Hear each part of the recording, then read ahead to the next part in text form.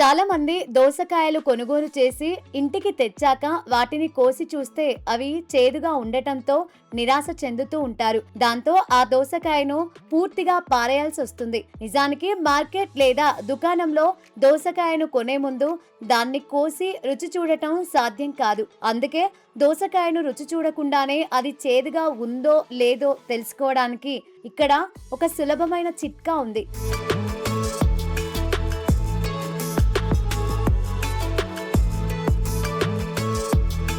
వేసవి కాలంలో దోసకాయలకు విపరీతమైన ఆదరణ ఉంటుంది. మధ్యాహ్న భోజనంలో అయినా, రాత్రి భోజనంలో అయినా లేదా మరమరాలతో కలిపి మధ్యాహ్నం పూట చిరుతిండిగా అయినా సరే కీర దోసకాయలు తప్పనిసరిగా ఉండాలి. అవి శరీరాన్ని చల్లగా, తేమగా ఉంచి డీహైడ్రేషన్ ను సమర్థవంతంగా నివారిస్తాయి. అయితే కొన్నిసార్లు మార్కెట్ నుండి దోసకాయను తెచ్చి కోసిన తర్వాత అది తినడానికి వీల్లేనంత చేదుగా ఉండొచ్చు.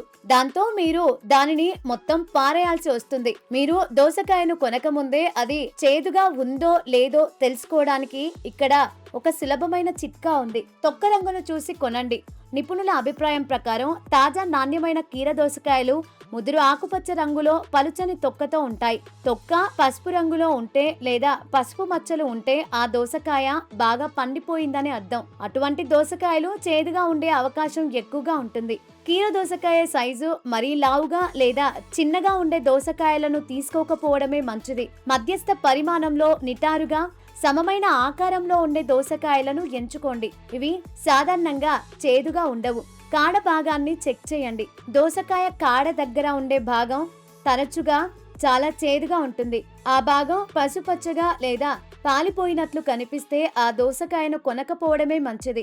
బరువును బట్టి ఫ్రెష్ కీర దోసకాయలు గుర్తించవచ్చు. మంచి దోసకాయ దాని పరిమాణానికి తగినట్లుగా కొంచెం బరువుగా ఉంటుంది. చాలా తేలికగా ఉండే దోసకాయ లోపల ఖాళీగా ఉండొచ్చు, పాడైపోయి ఉండొచ్చు లేదా చేదుగా ఉండవచ్చు. కీర దోసకాయ చేదుగా ఉంటే ఏం చేయాలి? కీర దోసకాయను కోసిన తర్వాత అది చేదుగా అనిపిస్తే ముందుగా దాని 2 చివరలను కత్తిరించి ఆ తరువాత కత్తిరించిన ఆ చివరలను కీర దోసకాయ మిగిలిన భాగానికి రుద్దండి.